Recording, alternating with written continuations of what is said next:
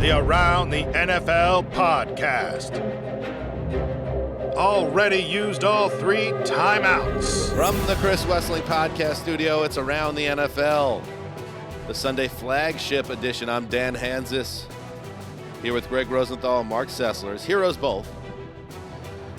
Boys, by my calculations, which is always a little bit of a high wire act, put it that way. That's true. This is our 174th Sunday flagship program. Don't check the math. And we've done so many now, and many of them, they float away. It's just the nature of the beast. This is our 11th season.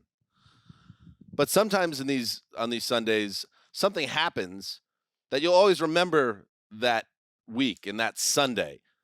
And what happened with Miami Dolphins today, and we're going to get to it in just a second, I'll always remember week 3 of the 2023 season, cursed however it may be from a personal standpoint, for seeing something that I had never seen previously. We're in a brave new world in Miami. I would say when I think about my own memory skills at this stage, I don't know if I'll remember that it was in week 3 a couple years from now, but I will remember it. I will. Because these beatdowns stand out as something totally unique, and we were watching it happen in real time. They covered the spread by 43 and a half points. It doesn't happen too often. Yeah, I think it was a good lock by the little boy, by the West Bros. That spread in there. I thought you were gonna say something happened that you would never have seen before that you'll remember forever in the luxury box in Kansas City. I thought, because that you will remember too. Is this perhaps the most memorable week 3 in the history of Around the NFL? Perhaps it's in the conversation. A strong candidate. And we'll end this show because we had a beefy heavy 2 last Sunday. 2 hours. We're going for a heavy 3 because the final hour today will just be cataloging every week 3 since 2013. Oh, boy. A lot of work for Big Funk behind the glass and Eric. Just start pulling data. Yeah. Pull a butt ton of data from the history of our show, please. Big Funk thought he was going out for like a nice evening martini. Don't think so. He gone. All right, let's get to it. Let's start where we must start. Not in the luxury suite at Arrowhead, although pretty interesting place to be. And we had a spirited conversation that I'm still trying to figure out if we could have that conversation on this show. No. I figured it out. No. Okay. Well, hold that thought. Let's start in Miami, where history was made. A-Chain, the running back, chosen flank to the right. Wake up. Barrios in motion. They pitch to A-Chain. Off the left side. 40, 50. He's gone. Oh, no. 30. Nobody's going to catch the A-Chain. Touchdown, Miami. Dolphins. Well, you want to see A-Chain speed at its best. One a day. The rookie out of Texas A&M has had. He just outruns everybody. They make this extra point. They're going to 70 points on the day. In an NFL game. You don't see that every 8 day, minutes do you? left. Devon A-Chain rushed for 203 yards and 4 scores, including the 67-yard fourth-quarter dash that allowed Miami to enter rarefied air in football history. The Dolphins scored the most points in a game by an NFL team since 1966, destroying the Broncos 70-20. What? Give us a what? What?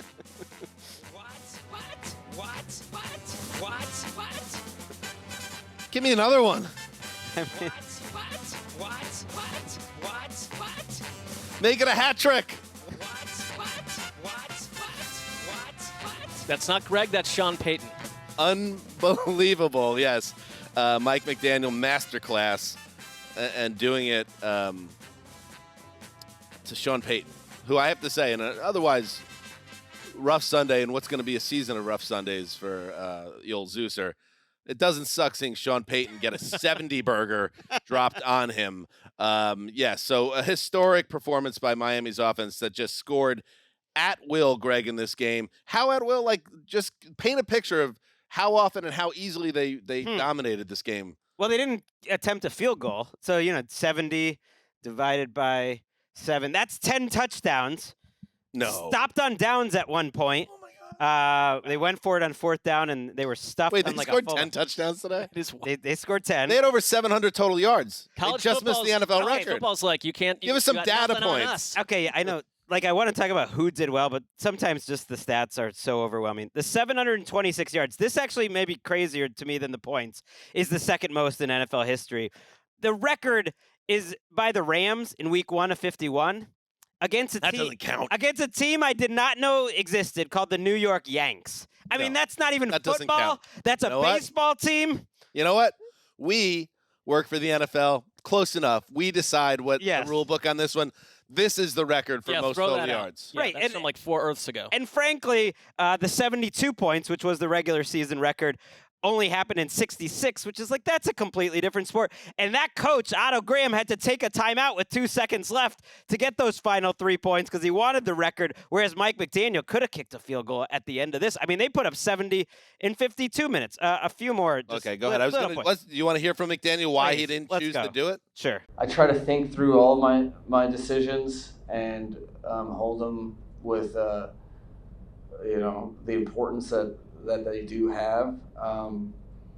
It felt like chasing points and chasing a record. That's not what we came to the game to do. That doesn't have a bearing on the overall season outcome. And I just didn't. I saw it as in that 10 times out of 10, you concede and kneel down in those situations because there was a attainable record that was cool, but the message that I thought it would send wasn't really in line with how I view things. Oh, he's one of a kind. He really is. Uh, Everything he says, he's like one of those guys where no matter what he says, it's kind of funny. I don't know why. Well, there's Yeah. a certain delivery Yeah. to it. There's so many weird stats in this game. One of them that struck me was they were 5 for 9 on 3rd downs, good percentage. And then I thought, well, they scored 10 touchdowns. They ran 70-plus plays. They only had 9 3rd downs.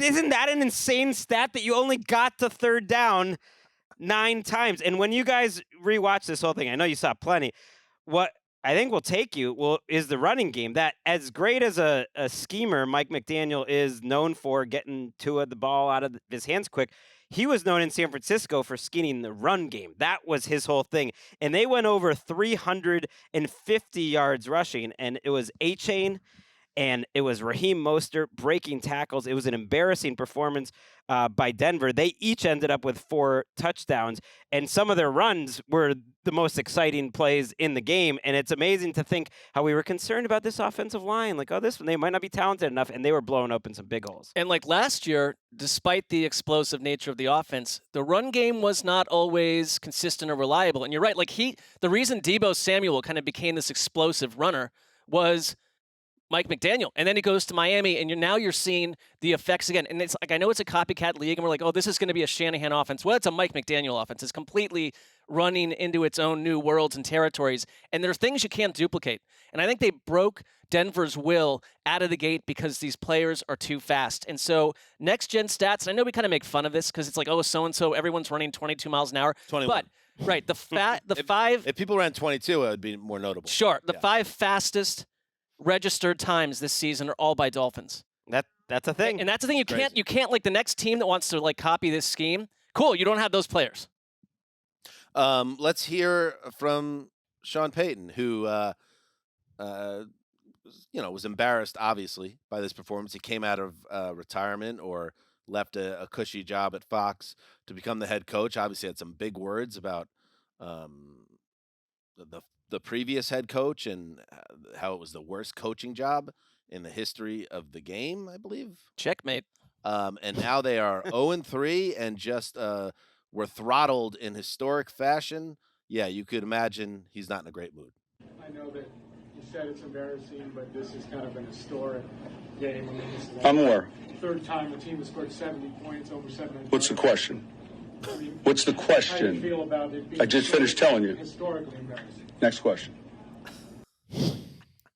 Hey, man, you got to wear it. You did not have that team ready to play. You know who else I want to hear from? Garrett Bowles, an offensive lineman who has been there, I believe, for 7 years.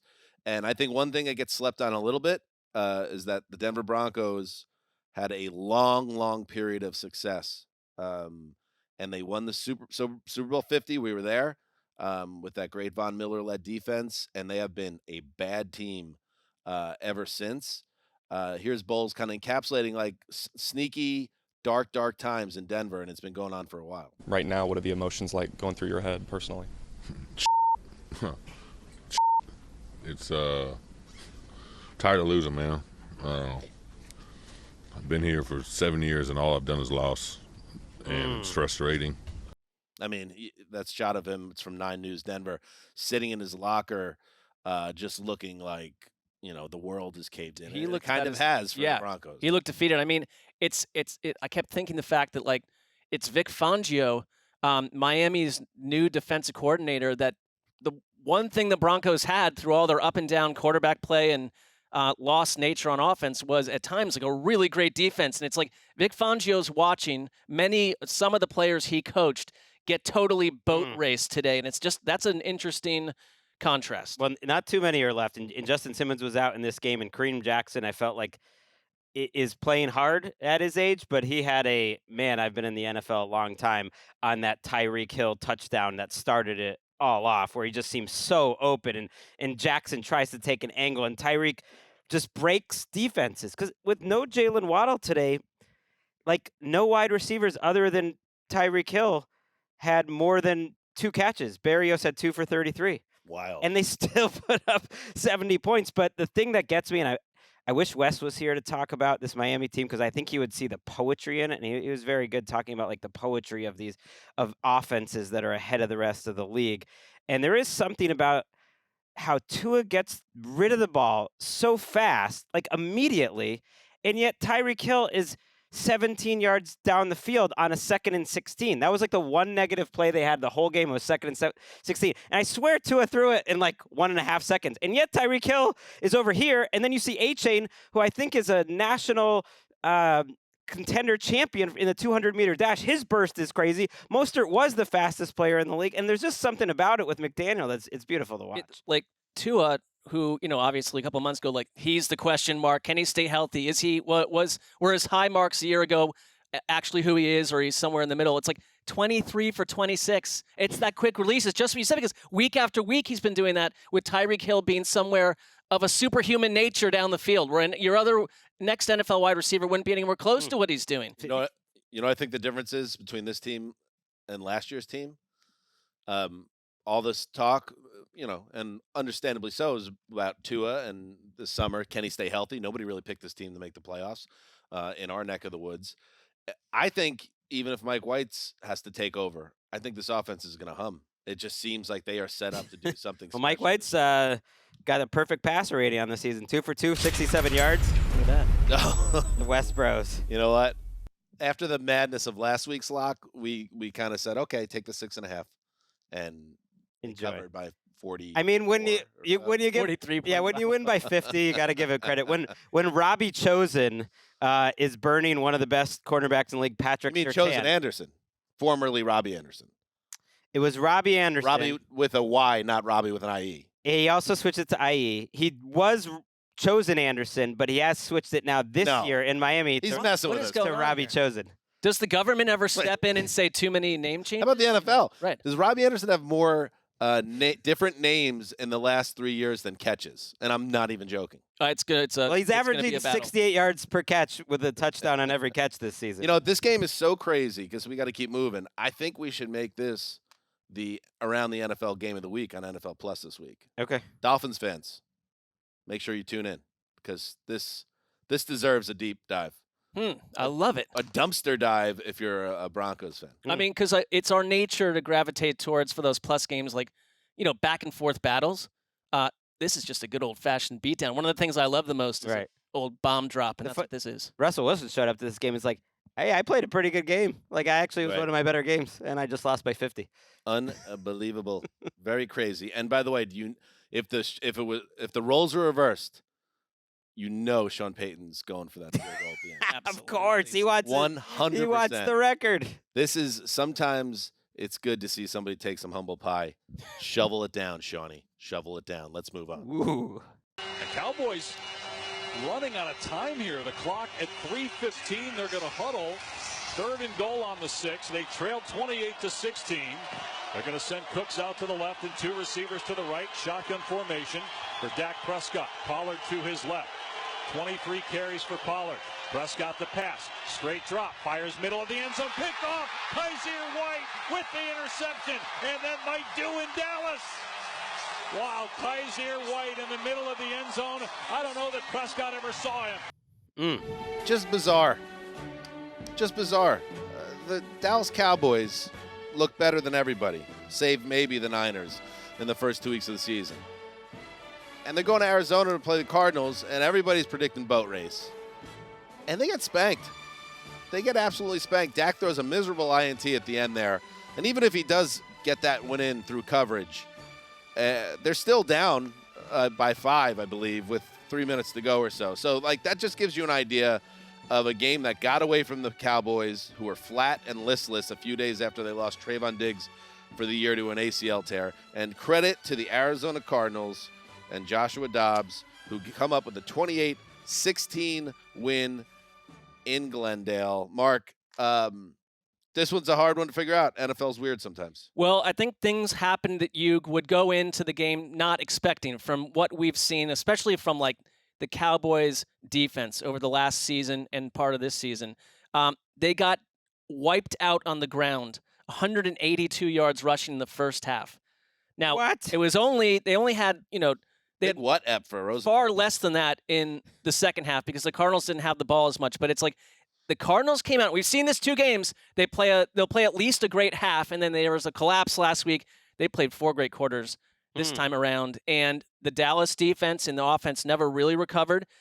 There were plenty of pass breakdowns. Again, it's Josh Dobbs, who after week 1, it looked like this is a big problem for the Cardinals. Josh Dobbs just keeps making plays, and I also think that what we're seeing happening is when you got a lot of backups like on your offensive line and other places, penalties start creeping up. And they had 10 in the first half, which is the most. The Cowboys, Gotcha. the most in the Mike McCarthy era. They were sloppy. I really think that they're missing no Zach Martin, no Tyron Smith, no Tyler Biadasz. Like, these guys are the core of their offense, and it absolutely affected what they could do on offense in general. And it's like, but there was a nature to this game because we watched the second half together. It was like, oh, the Cardinals are going to find a way to fall apart here. That's not what happened because this Cowboys offense that we assume is explosive, they've looked explosive, 3 straight red zone drives. All right, the first one falls apart on 4th and 3, on downs, on an incomplete pass to CeeDee Lamb. The next one, they kick a field goal after a 3rd down incomplete pass from the 8 to CeeDee Lamb. The 3rd time, it's their chance to get back into this game. Dak Prescott, terrible pick. And it's like the Cardinals just did not allow them back into this game. And it was sort of every aspect of the Cardinals team. And it's like under Jonathan Gannon, who we thought this team was like riding a tank into oblivion, they're well coached. They're not perfect. They don't have all the parts. But it's like we've seen them outperform every opponent at least for a half in every one of these games. And today it was for 4 quarters. Yeah, it's a nice win for Gannon. I think, like a lot of people, that the Cardinals played their hearts out the first 2 weeks and then had their hearts ripped out. And then here comes the big bad Cowboys. And this smelled like 38-10. And yet 2 big runs that kind of jumped out to me. Dobbs going for 44 up the sideline right off the bat. A little bit of an eyebrow raiser, like, oh, wait a second. That was even that, just one off play. It just felt like that was strange. And then when Rondell Moore goes 45 yards virtually untouched, you're just thinking to yourself, what is going on with this Cowboys defense that has been so airtight? They were able to keep Micah Parsons in check in this game after he ran wild in the first 2 weeks. And, yeah, the offense was strange with Dallas because you mentioned the Prescott INT, which is ugly at the end. I kept waiting for CeeDee Lamb to get unlocked in this game. And I feel like that was what was missing from their attack. They needed Lamb to be Lamb and Prescott and Lamb to get on the same page, Greg. But every time they seemed to need that play, it wasn't there. And you see that. They left a lot of yards on the field and ultimately enough points to lose a stunner. Right. It's a great example of something I try to remember, and then you just forget it, which is like the best and the worst NFL teams really aren't that far apart. Like even these guys who are out there playing cornerback for the Cardinals, like Kentrell Clark, who came out of nowhere, like an undrafted type of guy who's just, they're trying to pick on him. they're trying to pick on him over and over. But Mark, you watch this closer than me, and 400 yards by the Cardinals offense on 9 drives, to me, is more shocking than anything else that happened today. Just that fact alone, that Josh Dobbs had 4 incompletions and they went 400 yards. I really think, like, Greg, we've been watching these games together, like, on these Sundays, and it's like we talked about James Conner a couple times. That you kind of get the pro James Conner season, then the other one, hot and cold. There's been injuries, there's been ups and downs.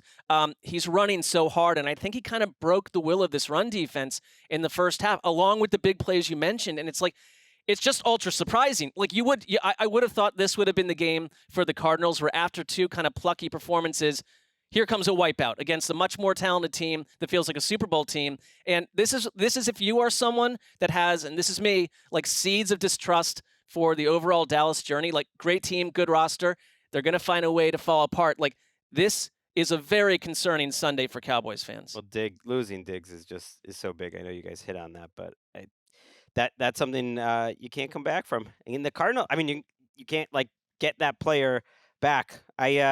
The Cardinals are sneaky becoming the team of Sestiel. I don't know if you know this, Dan. Don't say that. I just see they're having such a nice start. You put that bad juice. No, he's just enjoying the Cardinals that they've been surprising. I'm not doing what I did. As long as you don't verbalize it. I'm not doing anything like that. I'm just seeing his heart aflutter. I think the thing is, like, I think they're one of these teams where it's like all off season long we think we know what they are, and they're completely different. And it's like kind of goes against everything you think about this whole concept of tanking in the NFL. It's like, don't tell the 20 coaches and 72 players that that's the case. It was a good Sunday. And that's why I'm not going to make too much of the Cowboys losing here, and I'm not going to go over the moon and say that the Cardinals are a feel-good tale. But for one day at least, it's very nice. This happened, though, and you're not erasing it. Not you. They aren't. They can't do it, won't do it. Dave Pasch, by the way, KMVP with that call. And a good one. All right, up next, the rare, not so rare actually, but 2 teams that were playoff teams a year ago in a double wounded animal game, 0-2, 0-2. And on top of that, it's the effing Chargers and Vikings, the 2 weirdest teams in NFL history. You know it was going to get funky, and it did. Down to 20 seconds. They are down to losing 18 a lot of time. seconds, down to 15 seconds. Just a couple weirdo teams. Totally. Freaks. Tragic. Cousins to pass to the end zone. Up in the air and intercepted! Intercepted in the end zone! Kenneth Murray! Oh, the ball was up in the air for an eternity! And Murray has the concentration to secure it. That's Neiman who popped that up. Yeah, we could fade out. Did you just fade out on Daniel Jeremiah? Oh, I like that. A nice hard fade out on we call him the other guy in the booth. It's untoward. But that was Matt Money Smith with the call. KYSR. I love that. After Brandon Staley completely lost his marbles and gambled needlessly on 4th down and lost, giving the Vikings a chance to steal one, yes. Interception, Kirk Cousins. After they make a bit of an odd move, Greg, in this game, in that sequence as well, converting the first down and then not spiking ball, seemingly rushing into that. Weren't they both trying so hard to be what they are in their nature? Not to mention Greggy, the Justin Herbert, who was fabulous in this game. Finally, his big go-ahead touchdown actually goes through the cornerback's hands into his receiver's hands for the touchdown. Just as weird as you would expect a game like this to be. Final score, 28-24, Chargers. It was the most Chargers-Vikings cornered animal game possible. They each ended up with exactly 475 yards. There was nothing to separate this except for like a goofy Kirk Cousins. We'll return to the Brandon Staley 4th down because I disagree a little bit. Okay. I knew Greg would make that decision, but well, yeah, I will. I mean, you can't just judge the results, but it was about who can kind of botch the end of the game in some way more than the other. And when TJ Hawkinson caught that ball for the Vikings inside the red zone, where was it exactly? It was at the 6-yard line. Oh. It was 35 seconds were left in the game. 35. That snap went off at 12 seconds. And there is something about Kirk, and I put this a little on Kirk and the offensive coordinator, it's Kevin O'Connell, where sometimes when the bullets are flying and things are going crazy, he fritzes out a little bit. Like you need like that. You need to have a plan at that point for what happens if the ball goes into the middle of the field and we pick up the first down. You need to either be hurrying and have another play go off quickly, which is what I'd prefer, and don't waste the play spiking it, or you need to spike it because they went crazy. They were discombobulated, and then he forces it into coverage. It was a nice play as that guy he's the draft guy here. The name escapes me. But he pointed out Nick Neiman. I mean, you have these guys. Nick Neiman pops it up, and Kenneth Murray makes the play, and the defense, which had struggled all day, finally makes something happen, and they somehow get out of here and maybe save Brandon Staley's job. I don't know. So here it is. Here's the setup. 4th and 1 at his own 24-yard line, Greggy. Yes. They are up. They're winning the football game, correct? They're up by 4. They're up by 4 points. So the other Vikings need a touchdown. With 1 minute and after the play goes through, 1:47 to play. So they had the choice to punt it away. And again, 4-point lead. So you need to surrender a touchdown to lose this football game. Field goal, it's not a field goal or anything like that. They choose to go for it. And Austin Eckler out again in this game. Instead, they give the ball to Joshua Kelly, who gets stuffed in the hole by Jonathan Bullard, and the Vikings get the ball. I mean, Greg, explain to me what's the take other than, wow, he's got some real stones, because that doesn't matter. That doesn't matter. You gotta protect the team and protect the players that you represent. Don't love the play call. I think it gives you 2 chances to win the game. Either way, you have to get them you have to stop them either way. Granted, they're starting at the 25-yard line, but I think Staley's looking at his defense, which Bosa was barely on the field. He was off and on, but mostly off. Derwin James is off and injured at that point. I know it only says 24 for the Vikings, but 475 yards, 29 first downs.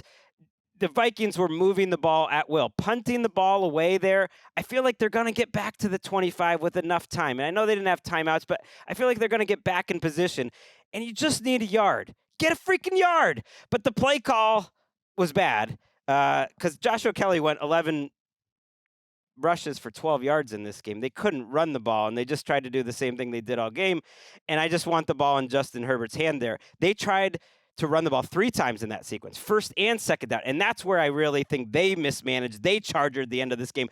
Just let Justin Herbert get a freaking first down and you win the game. He's playing the best game I've ever seen him play in my life. Instead, they go run, set up a 3rd and 9 or 3rd and 10, and he hits it for 9 yards, of course, because he's Justin freaking Herbert. And then you're a yard short, and just in some way involve Herbert in that play. We're in the world of the butt push and like the almost indefensible 4th and short quarterback sneak. And Herbert has the size, the power, the everything to do it. Kelly's last week, I thought he had problems last week. Today, you mentioned how ineffective he was.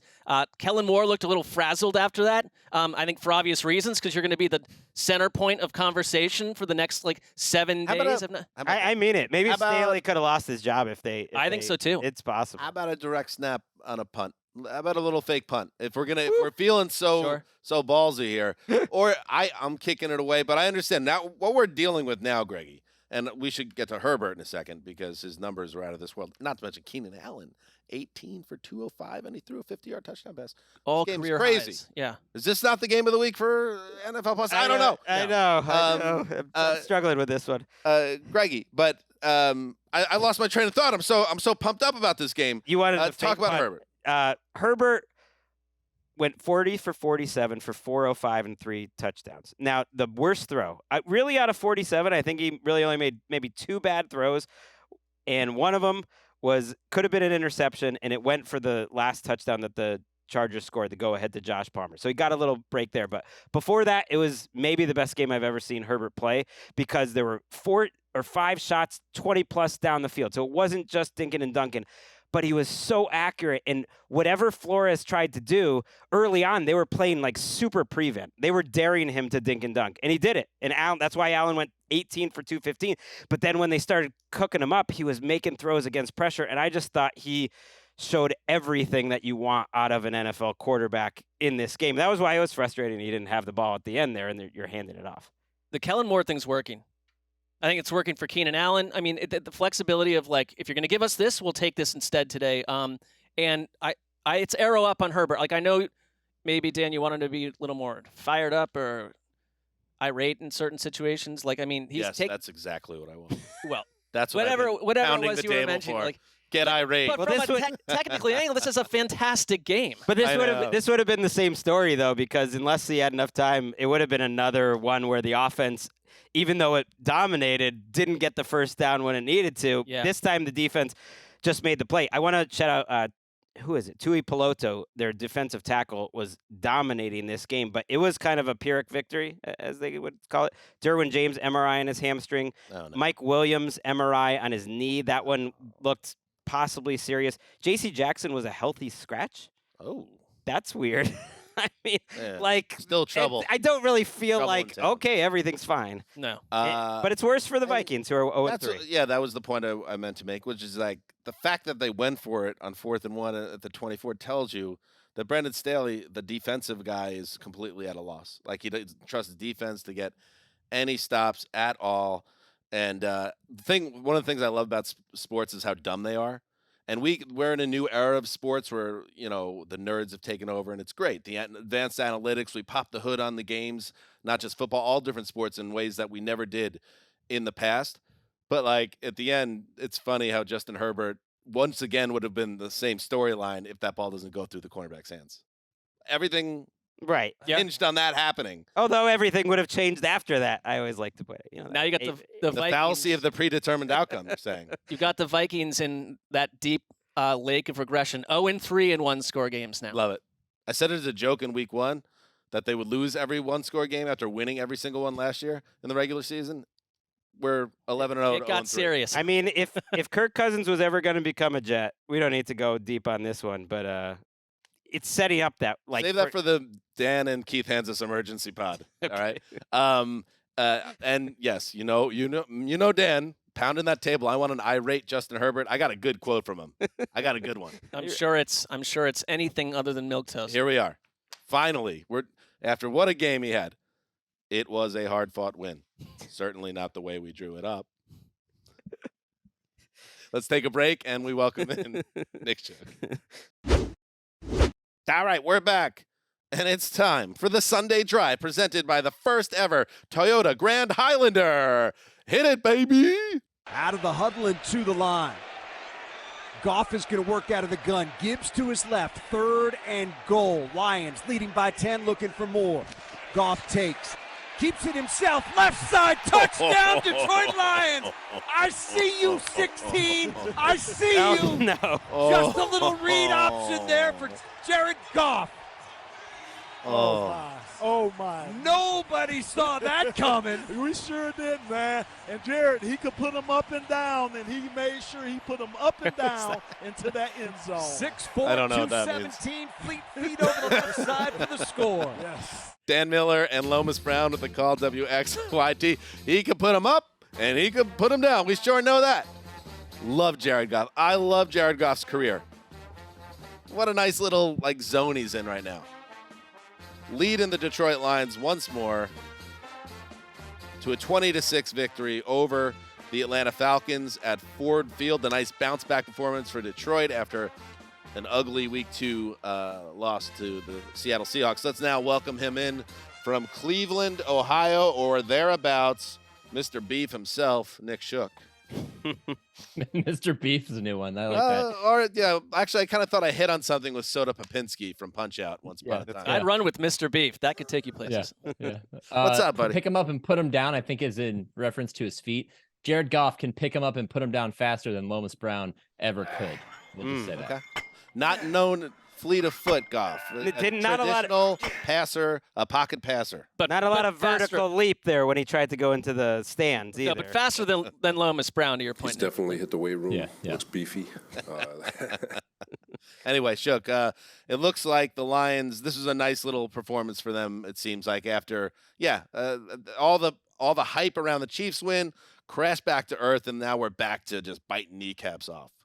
Yeah, I got to give credit to the Lions fans who did not let last week's loss deter them from showing up at Ford Field and making it another raucous environment, almost collegiate in how passionate these fans have been at these Blue games. masks? You can Yeah, I don't know about the blue mask. See, I that hope they didn't left make that it in week 2. Yeah. I mean, But he's out for the noise was there. season. Yeah, that was bad. Yeah, it's kind of tough. But this was an interesting game because, this is it was an intriguing matchup. The Falcons are 2-0. What a surprise. Never thought Arthur Smith's team might be here. And they played like a 2-0 team. In fact, they went toe-to-toe with the Lions for most of this game. It's just that their offense never showed up. Statistically, it was similar. They were both 4 for 14 on third down. They each had a turnover. Everything looked really similar, but the total yards was like double in favor of Detroit, which goes back to this Lions offense, which is humming for most of the game.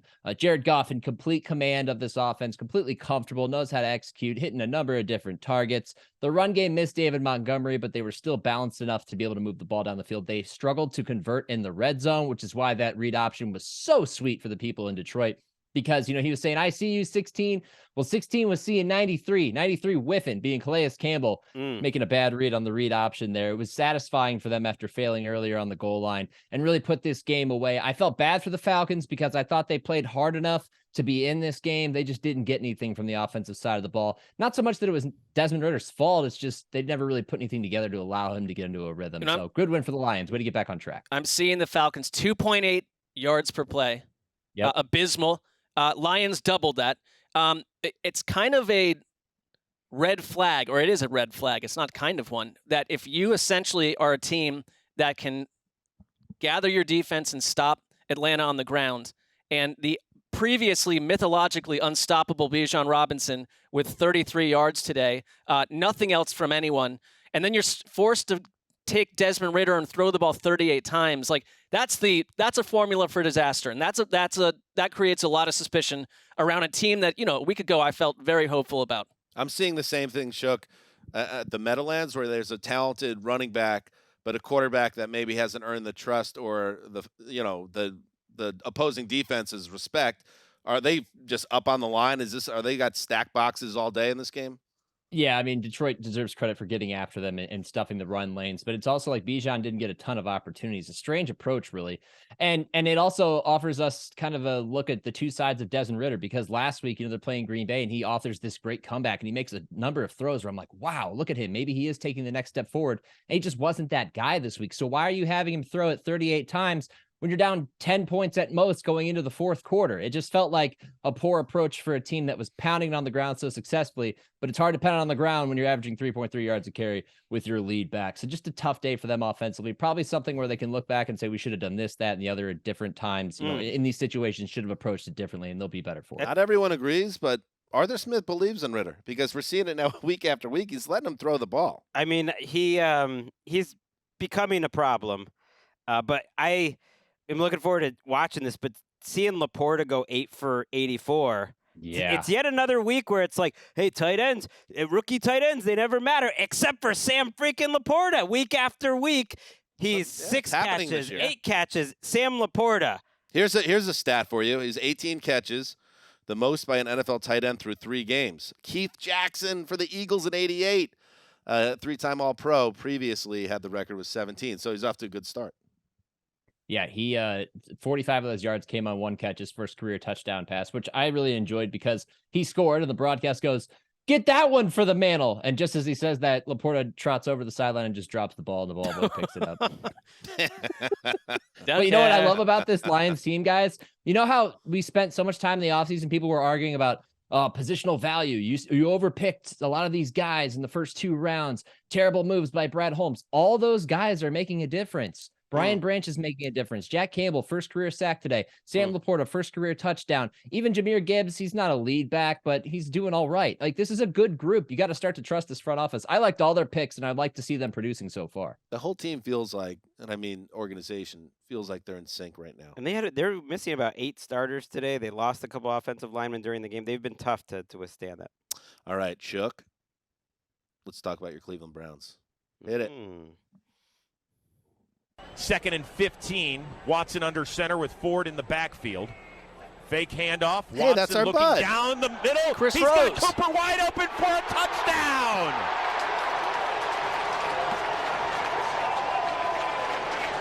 And Coop finally has that score with Deshaun Watson.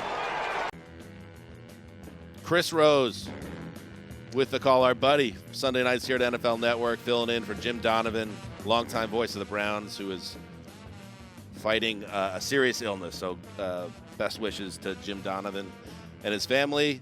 Rose filling in, and Deshaun Watson hits Amari Cooper. The exclamation point on an easy win as the Browns steamroll the Titans 27-3. Shooky, this is obviously a big win for Cleveland because you get a good Watson performance, you get another great defensive performance like Jim Schwartz's guys, and with Nick Chubb gone for the year, all of a sudden it doesn't seem like everything is lost because there's enough here for this team to keep moving forward and succeed. Yeah, there was a pall over the city on Tuesday after they lost Nick Chubb for the season. He's a beloved player here, and everybody was pretty heartbroken over the fact that they would have to proceed forward without him, but really because he just is such a great person, a favorite, son of Cleveland. So for them to bounce back in the fashion that they did on Sunday was really impressive, because this is a team that could have carried over that heartbreaking loss to Pittsburgh and the loss of Nick Chubb and just laid down against the Titans team that's stout up front, and they didn't. They proved that they were the better defense among these two. They dominated Tennessee's offense. Derrick Henry was a non-factor, 20 rushing yards on 11 carries, his second least amount of rushing yards in a game. The last time he did it, also against the Browns. So apparently they've got his number for whatever reason. Ryan Tannehill was constantly under duress.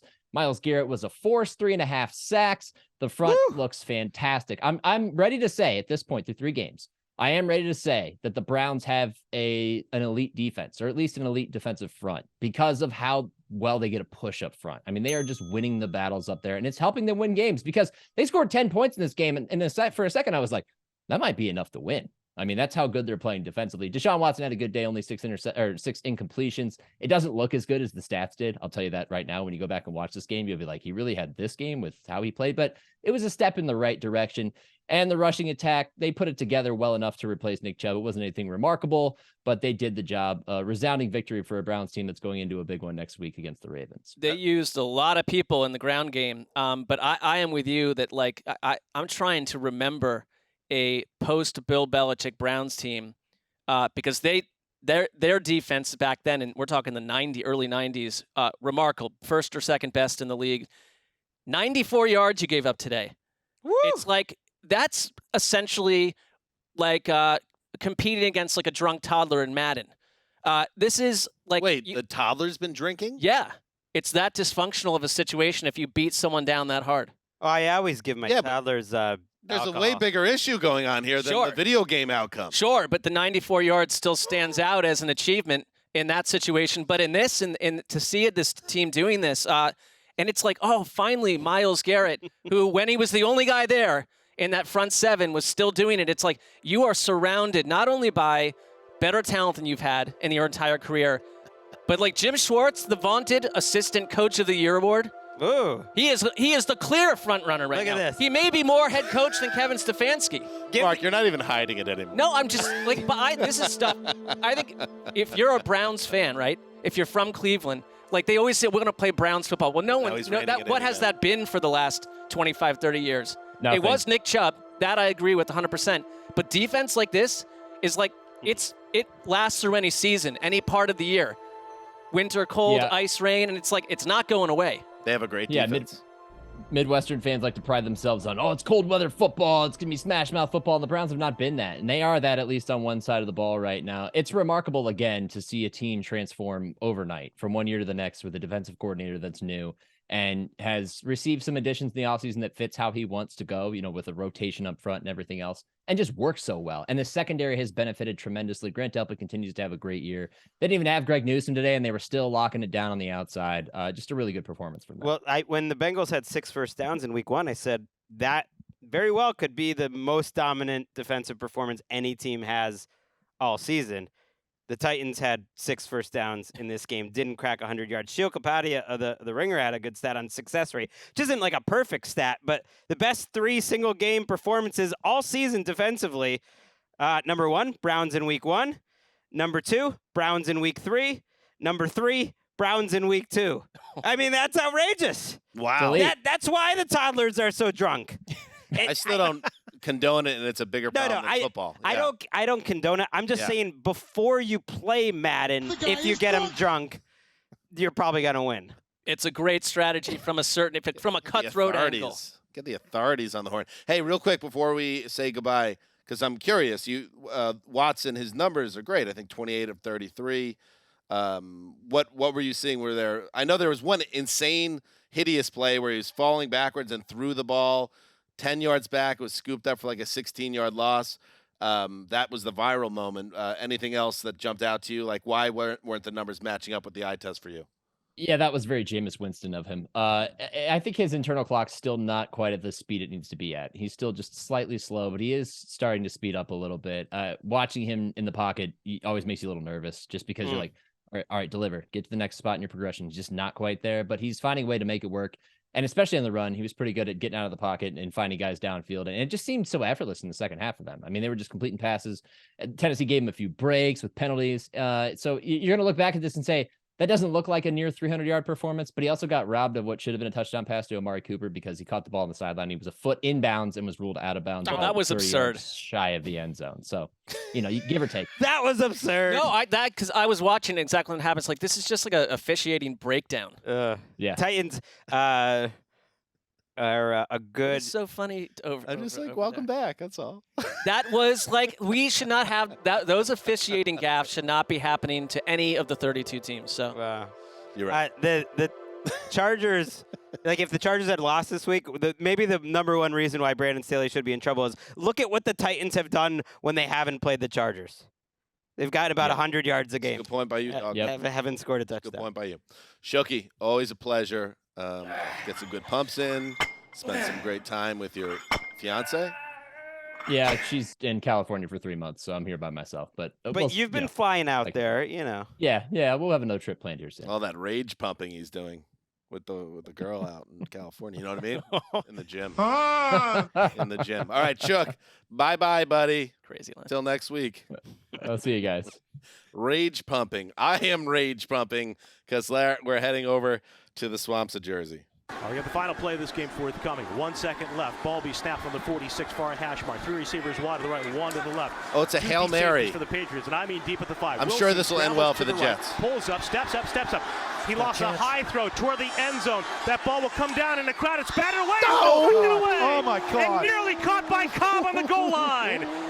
It's incomplete, and the Patriots win it. My God. Hey, at least we gave Solak a scare. That's a perfect throw by Wilson, man. 2 yards deep, and it allows for the deflection. Oh, no. no. And a potential catch, and boy, did they almost get it.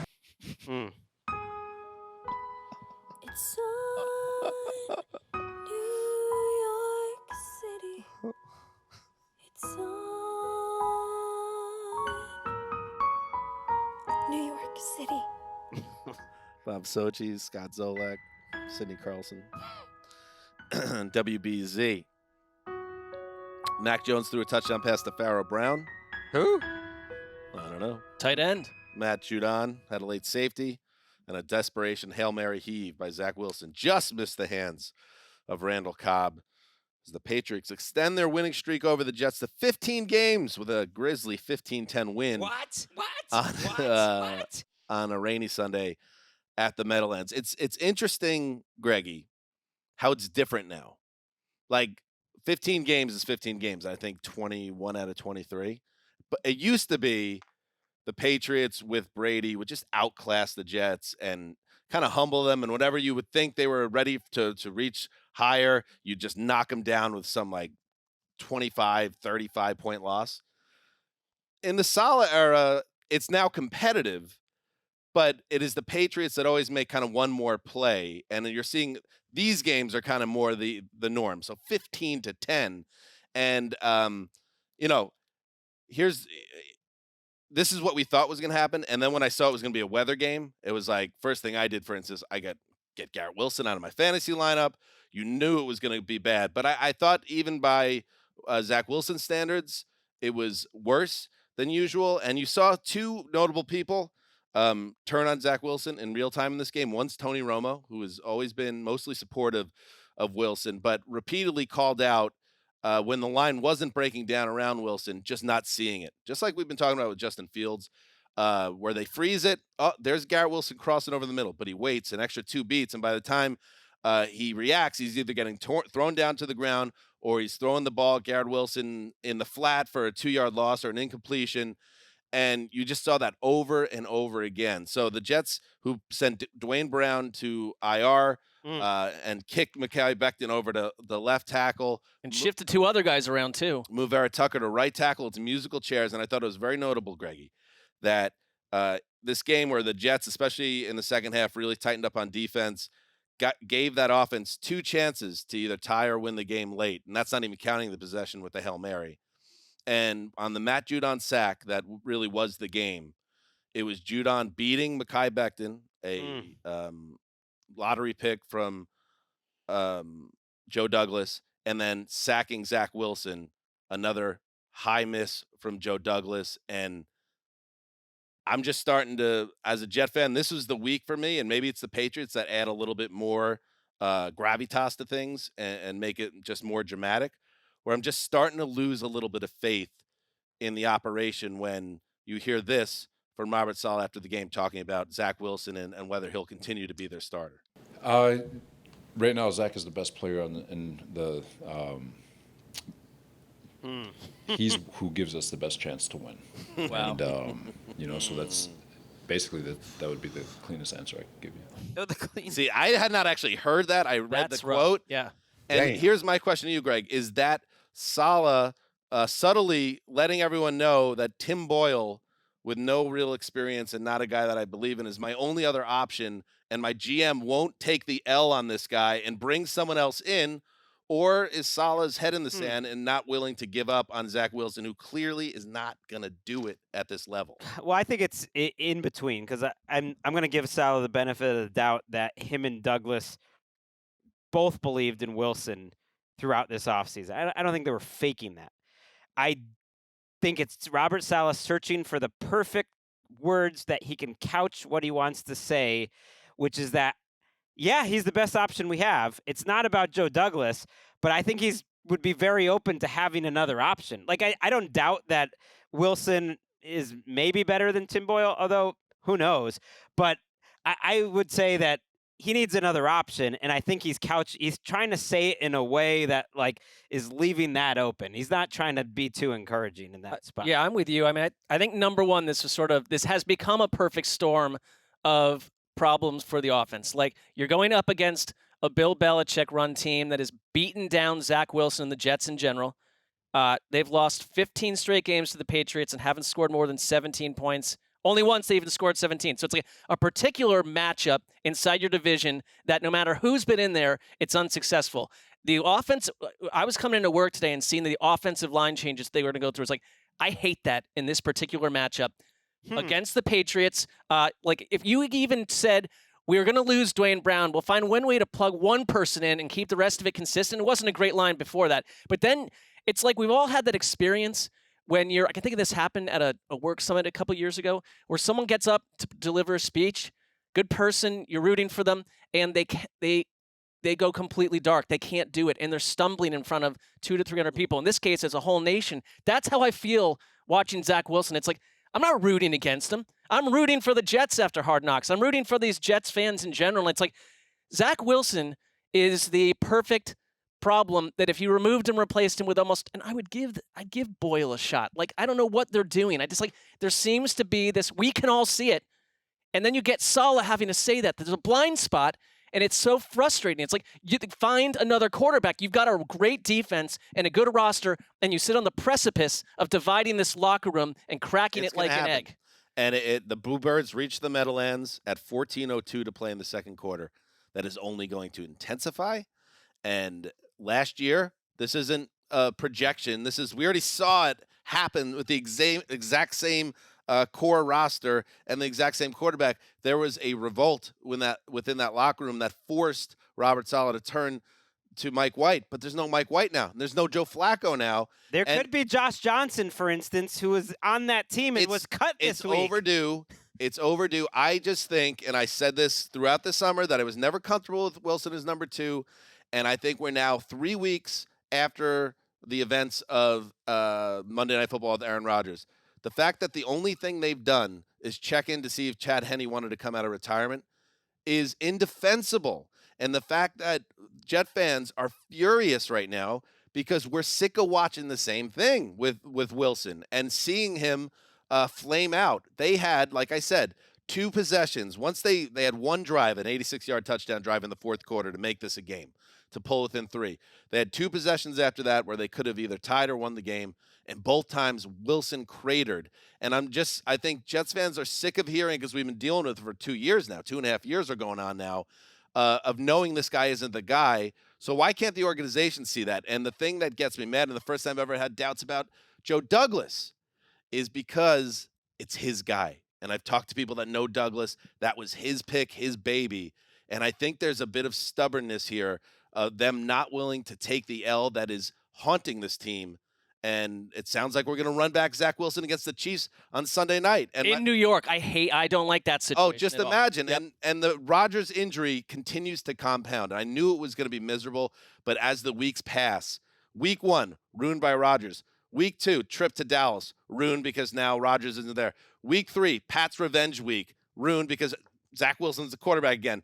Week 4, our return to Sunday Night Football for the first time in over a decade, ruined because we're going to face Pat Mahomes with goddamn Zach Wilson as QB, and nobody's taking him out of the game because nobody wants to take the L. Take the L, Joe Douglas. Yeah, I mean, look, we just talked about the praise the Browns get for holding the Titans to under 100 yards in the game.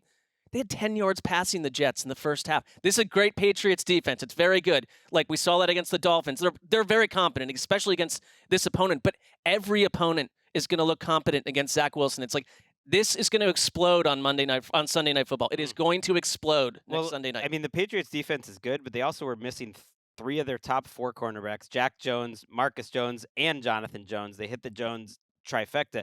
Their offensive line is a total mess.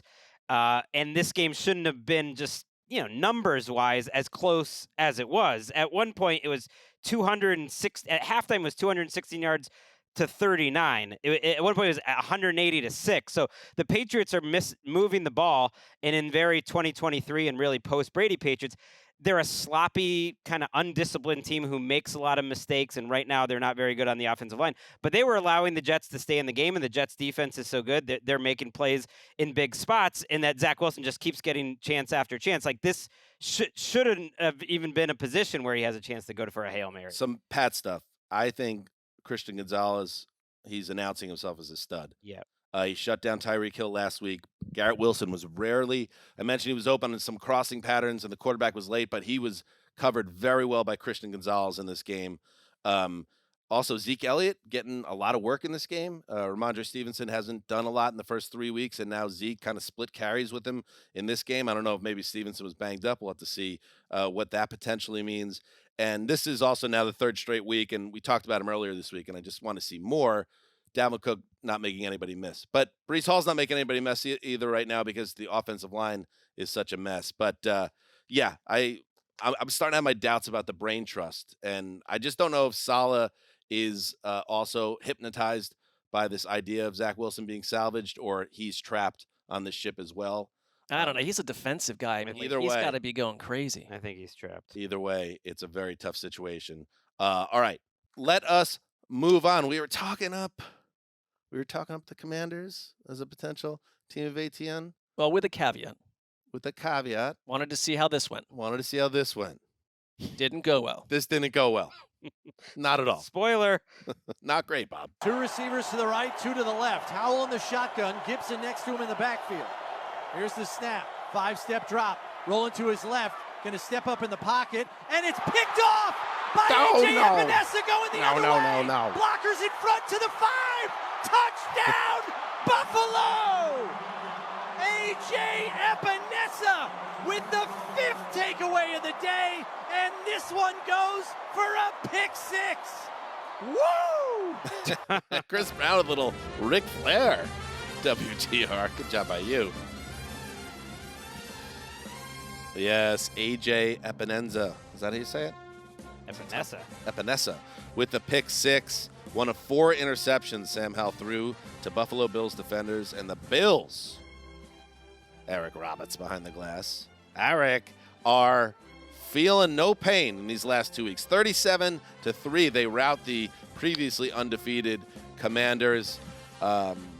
Mark, here's a quote from Micah Hyde. It looks like I didn't even play today. All white jersey, not even dirty. The guys up front were getting after the quarterback. It was just awesome to see. Not even dirty on a day where it was pouring rain during half of the game. Not even muddy. It's like you didn't even touch the ground. Micah Hyde had a couple plays, huge plays in this. It was, it's like Sam Howell's been frisky, fun to watch, and like I think that's why we had the conversation we did about the Commanders. It's like there might be something. Did we jinx them? Maybe.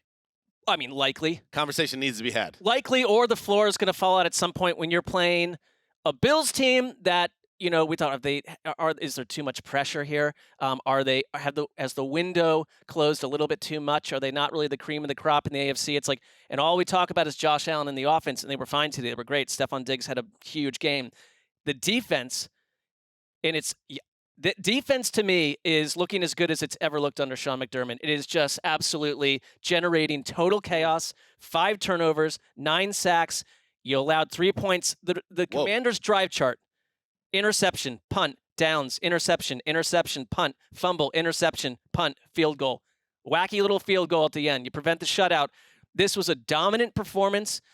2 weeks in a row, we've seen Josh Allen, I think, re-enter that world where he just looked completely in command. And, I think they broke the Commanders early. If I said to Greg, and you didn't know where this was in the game, but he hit Gabe Davis on a bomb early on, where it was like there was probably 5-6 of the game to still go. I said game over. And then how when the Commanders started to climb back and got deep into Bills territory, I thought, why did I say that to Greg? It was technically a 2-score game entering the fourth quarter, 16-0, which is kind of wild. Then they just exploded. But Howell really on the fringes of 2-score. Howell really melted in this game. He really melted, and it's like it was a systemic disaster for Washington. That doesn't surprise me, just because he just is a guy who's going to try to keep making plays. And, if it keeps getting worse, he's going to keep trying. And sacks are a bit of a quarterback stat, or they are a quarterback stat. 9 sacks, that's partly on him. But it is crazy when you just look, 15 quarterback hits for the Bills. That is a crooked number. And then over on the other side, young and sweaty, 1 QB hit, no sacks, almost a Golston. I mean, in Washington, still trying to make Golston a thing all these years later. It is officially when you have no sacks. If one other no person QB says hits. Golston, then, maybe it becomes a thing, but it's still just you. But it's my thing. I know. It's like IR Boomerang hanging in that same No, ugly that's world. different. Is it different? I feel like that's picked up some heat. I think Wes and I created that literally a decade ago, and I've heard no one other than Wes and myself mention it. I think our show, but I think I started Holden, and I'm not getting any royalties for that. I don't even talk about it. So do you think I think I started Holden. A mulligan essentially on Golston, which is never taken off because Holden's great. And Holden is great. Holden has become part of the lexicon. If Golston wasn't a Jet, right, who the Patriots had tried to trade up for, but then they were snagged or whatever, Right. the Jets took him, you wouldn't have a problem with it. Man. Yeah, but also I don't think you would have ever made it that name if he wasn't a Jet. Maybe. So it's just it's a fair counterpoint. The mass hole within you just pouring out. I guess That's okay. at this point it is time to let go. I'm gonna. Hey, let me just say, I'm gonna promise. Yes. Golston is dead. We're gonna think of a new guy. We're gonna think of a new name, and I'm gonna try to make that. Someone's got to be that bad, though. Yeah, it's kind of mean. Teron Payne, Jonathan Allen, Montez Sweat, Chase Young, everything's going to kind of roll through them if Washington's actually going to have a chance this season to go to the playoffs. No sacks and 32 pass attempts by Josh Allen. And like you said, it's a QB stat as well. And Josh Allen, again, after a miserable week 1 in prime time, has bounced back with 2 very good games. I really also think that, James Cook, we talked about his brother, Dalvin, but James Cook makes a real difference in this offense. They never really had that consistent ground little game. player. And it's 3 games in a row where he looks superb. All right, Bills roll. Let's move to Lambeau Field, where the Packers were looking to make magic, and they did. Line of scrimmage, 28-yard line of Green Bay. And he's going to want it spotted down at the 36-yard line, left hash. 46-yard field goal attempt.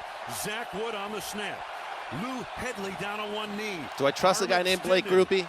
It's not a good name. Not a ton. To give New Orleans the lead. Here's the snap. Placement. Kick is up. End over end. It is no good. Oh. No good. Oh, No boy. good. And there is your dagger.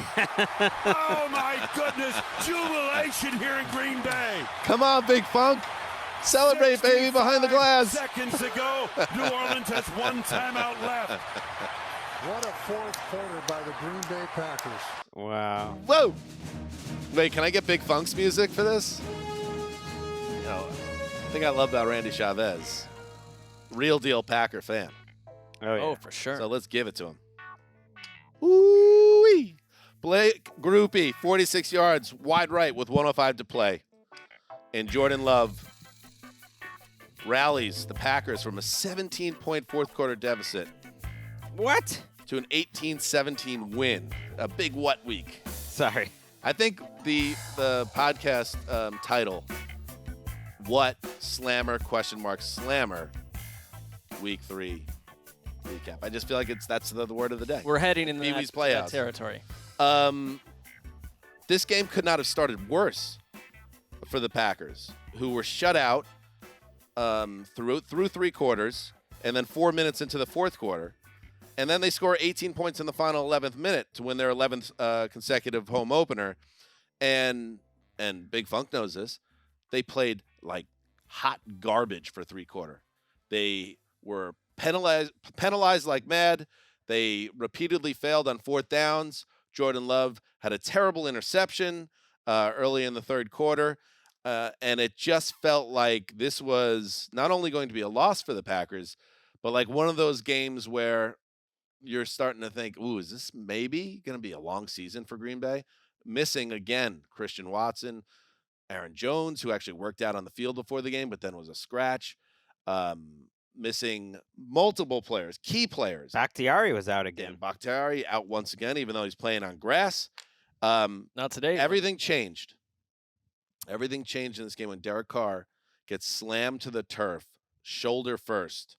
And you knew as soon as he hit the turf, the way there's those certain type of hits a quarterback gets where he gets grabbed in the pocket and then whipped down to the ground and landed right on his shoulder. And sure enough, Ian Rappaport's reporting after the game. He left the game, he goes to the tent, then goes back, and we don't see him again. And according to Rap Sheet, he seems to have avoided a more serious injury than originally expected, according to Rap Sheet, but he could miss some time, but potentially weeks. When he plays will be determined by the swelling and how he gains mobility. When they're saying things like, we think he'll be back this year, buckle up because it's Jameis Winston time. Winston, they go 3 and out 3 times in a row before he takes them into field goal range, and then the kicker doesn't help them out. So you have Winston, who's at least an experienced backup here, but everything kind of fell apart here for the Saints. The defense, which had been so good, really, for the first 3 weeks, and again 3 quarters, all of a sudden it couldn't stop a nosebleed, and the offense was not able to get the last 3 points there that would have saved a disaster. Could not be a more disappointing loss if you're a Saints fan because of what you said. I think there was a feeling and there's a belief that this could be a special Saints defense. And as much as it's terrible to lose Carr, in the fourth quarter, you give up an 82-yard drive, but then you stop them on fourth down, and you think, okay, that's probably going to end the game. Then you give up a field goal drive, you give up a touchdown on a short field after a turnover, and then you give up the 80-yard touchdown drive. So there's something about this Jordan Love group that they're winning games without Watson and Jones and Bakhtiari, and they're making comebacks. I mean, I think a team can get a personality, and I know they gave up the big lead a week ago, but I do think a team can get a personality when they start having games like this early in the season and believing that they can win any type of game. I think if there's a benefit to having some of these guys out, it's like the Jaden Reeds of the world, the Romeo Dobbs, like they're developing and growing, and you kind of see this offense growing together. One thing is like the Aaron Jones thing, I think has stymied them 2 weeks in a row. He was so explosive when he was on the field. It's like if you take the 39 yards away from Jordan Love, and that's a big part of his game, and I love that about Jordan Love. Like him on the ground has been a factor, but they're a mess on the ground otherwise, and that does not work for this offense. And it's time. I mean, the Packers came very close to getting to 3-0 here, and they've survived. I mean, this game, like I said, I mentioned Watson, we mentioned Bakhtiari, I mentioned Jones, also without Jair Alexander, Elton Jenkins on the line.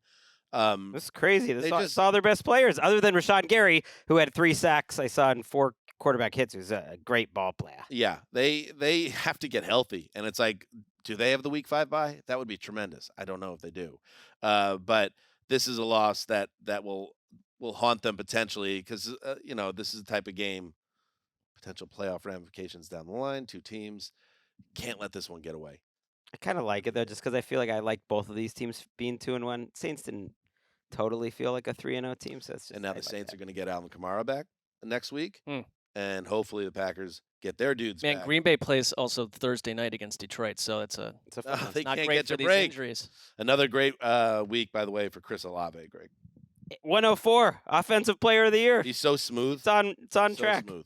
So good. And, and Michael Thomas, again, he's staying on the field so far so good. Is a nice second banana. But Olave is the dude on this offense. So much for trading Jameis, by the way. I guess you need Jameis.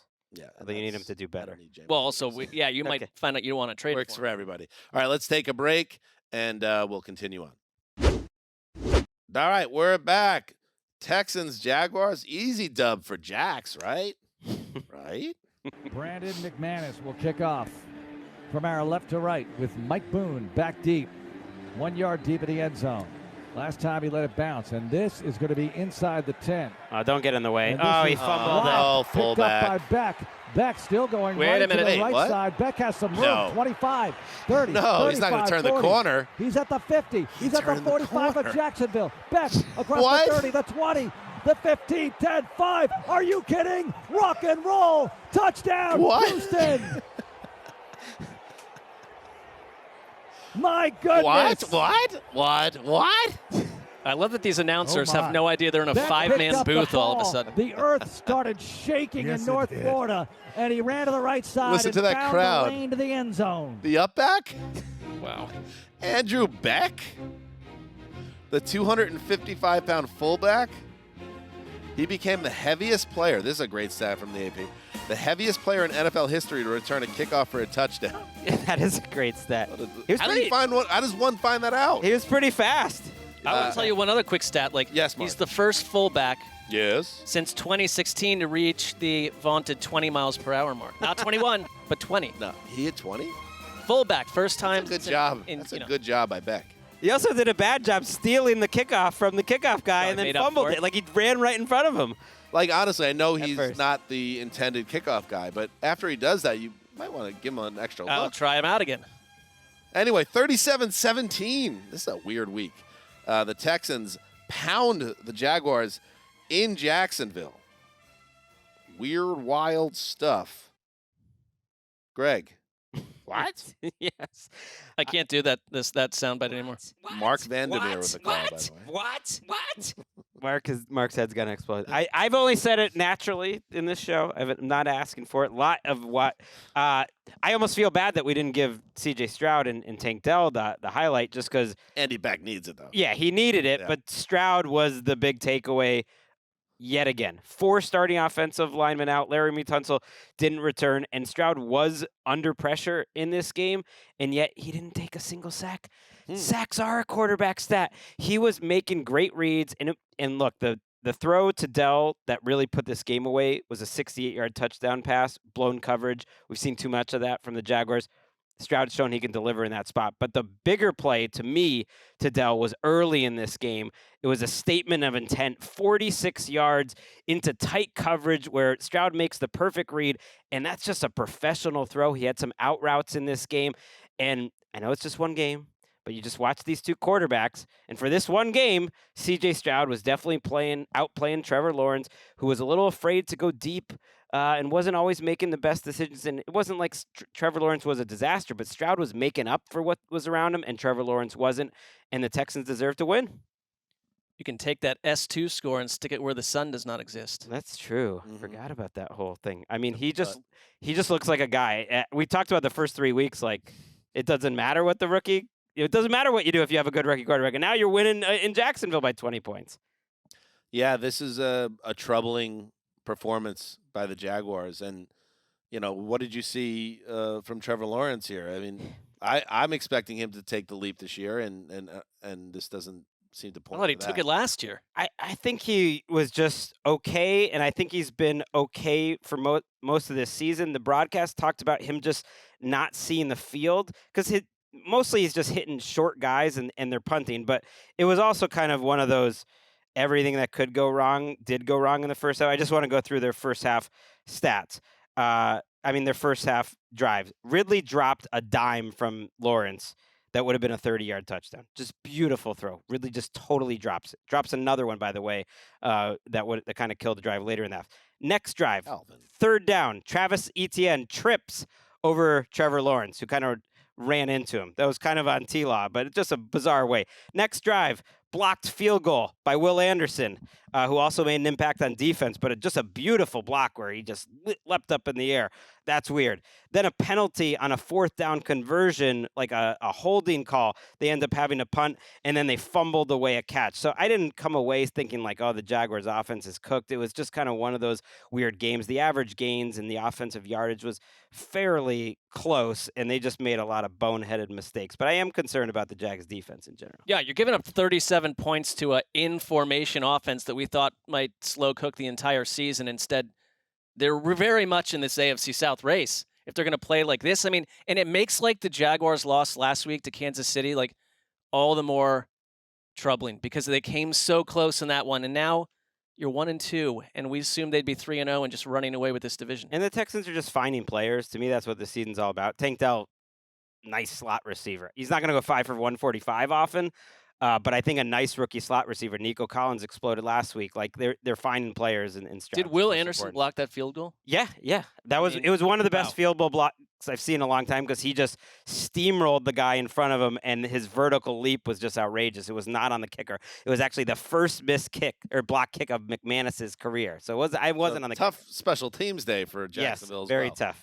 I mean, you gave up a freaking kickoff return for touchdown to a fullback. And Agnew, that was on offense, but he is their kick returner, lost the fumble. So it was just like an ugly flush it game. Let's get out of the theater of the bizarre, and no more upsets. Enough upsets.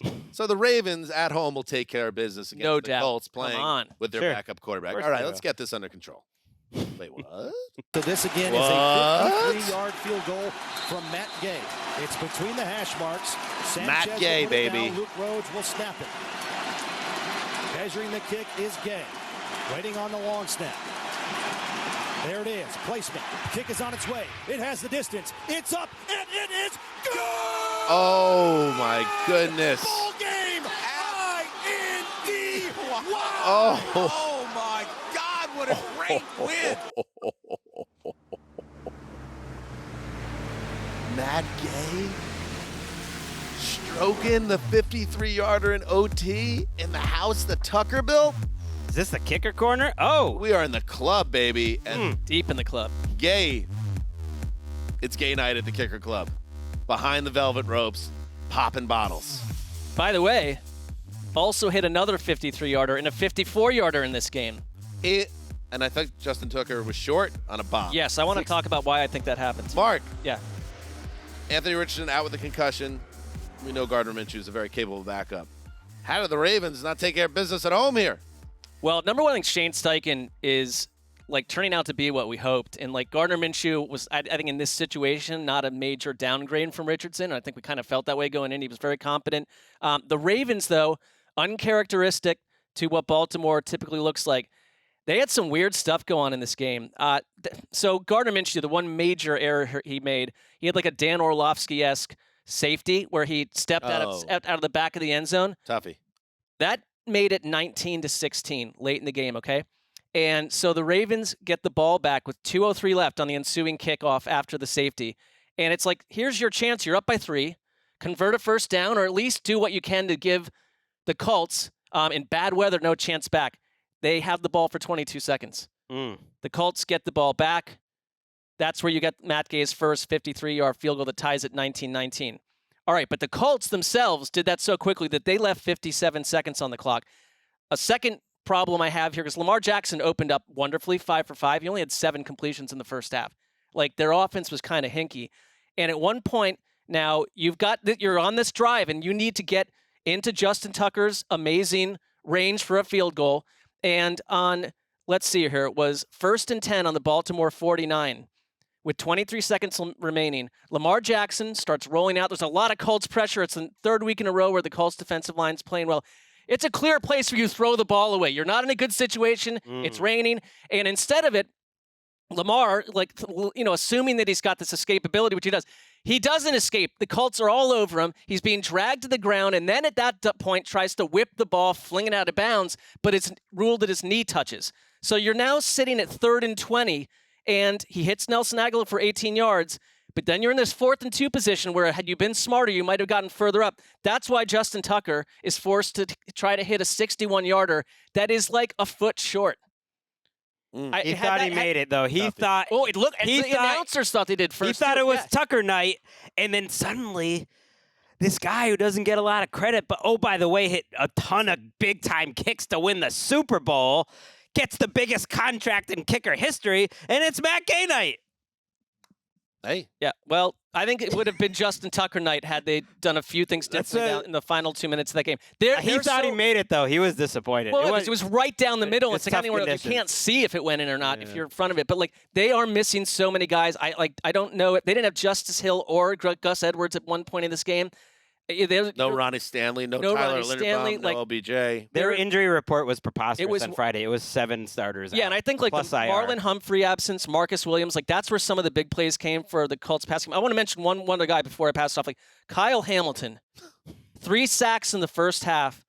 He tied the record for most sacks in a game by a defensive back in NFL history. Was absolutely dominant. Tackles in the backfield, batted passes.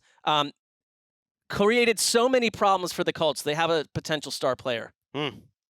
Annoying loss for the Ravens. You got to get the 3-0 here. How about the first place Colts 3 weeks into the season? All by their lonesome. Every week. Just feisty. Every week this season. They've been interesting to watch and for the most part successful. In fact, the game they lost was the home game. They've won both their road contests.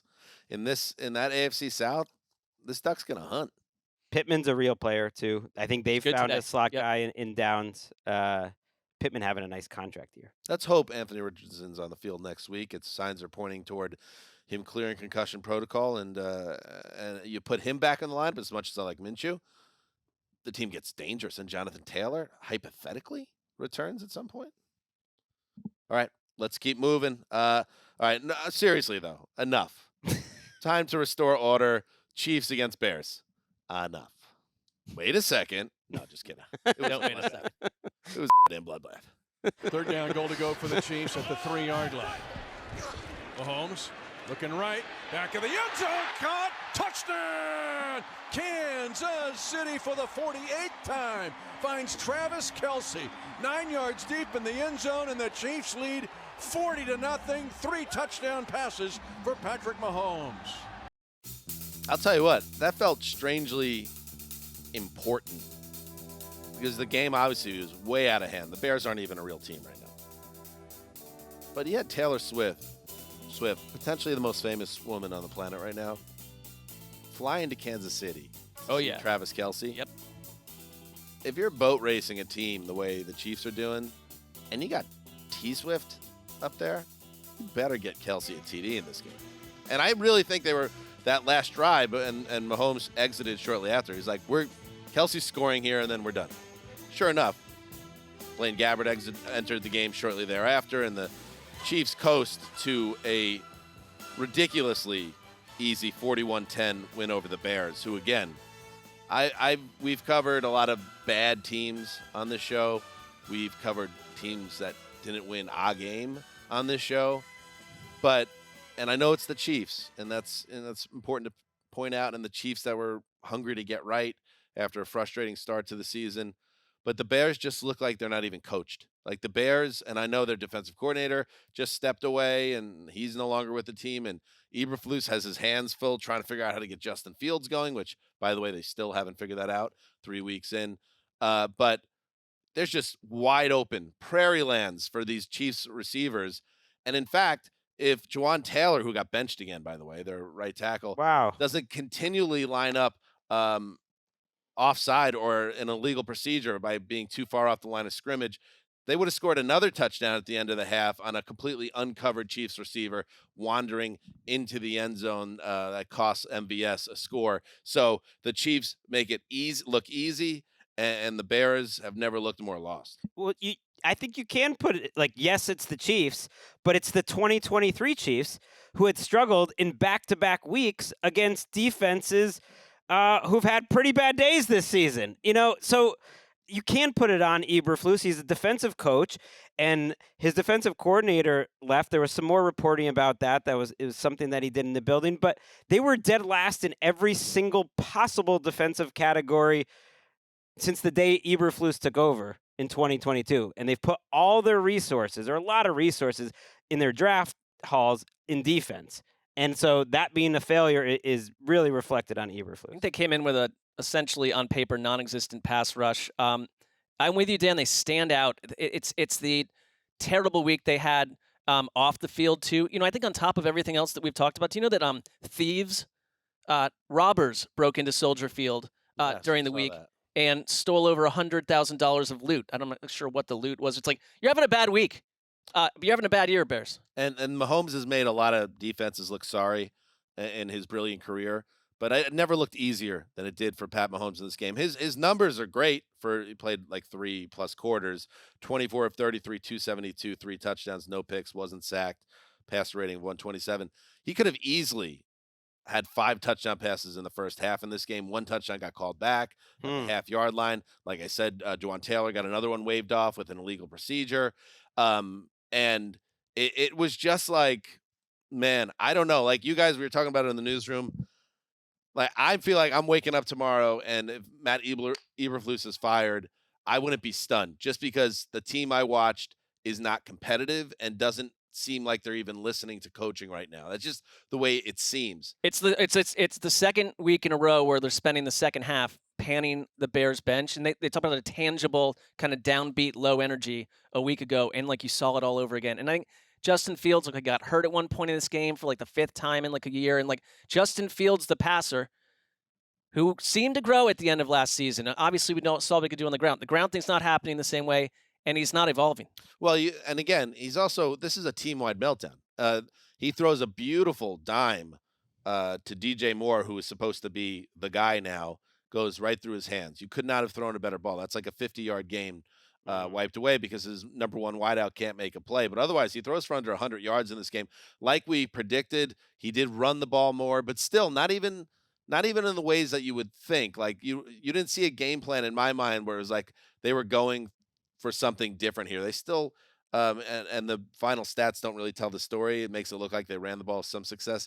There was just nothing there during the game when this mattered, and it was a grisly bloodbath. Well, you saw some disturbing reports if I was Eberflus on Sunday morning, kind of like, actually we rallied the troops and it brought us together and there was high energy and we had great practices. When you hear the great practices, it's trouble. Like, we feel really good about this going into the game, and then you come out and this shows up, and I think Eberflus could lose his job, Dan, but there's no one to replace him on the roster because Getsy's been a bigger mess. You don't have a coordinator, and so it'd have to be outside, and it's so early in the season for like the total reset. They play the Broncos next week. I just feel like that would happen later. It's also an ownership group that has, that they're slow to the draw. Yeah, they're maybe a little slow to the draw, older, and I actually think it's a big thing for the Chiefs to put a hurting on someone just to show that they can again. Not that I doubted it. I know a lot of football fans are not even interested in the Taylor Swift side of things and find it annoying how many times they were cutting back to the booth. But like, she exists in a very special tier of celebrity right now. Like, there are very few people in pop culture that have attained a level of success and fame that she's at. Like, if she is actually dating Travis Kelce now, I'm not going to use the D word, distraction, but it's a crazy thing. Like, she is one of the most, if not the most famous woman in the world right now. And now Travis Kelce is going to be dating her. And it's kind of just wild to wrap your head around it. Like, this is now a real thing because she was at the game sitting next to Kelce's mom. And the repeated cuts to her and the photos from the social team in NFL. Like, I mean, you've been a big time Swift fan for as long as I've known you. So yes. What are your feelings?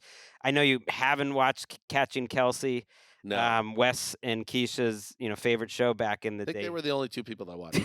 Are you happy with Travis her? is all right with her just choice? like what are your feelings? What are your feelings? I think he's a good catch. Nailed it. I also think it probably feels pretty doomed. I don't know.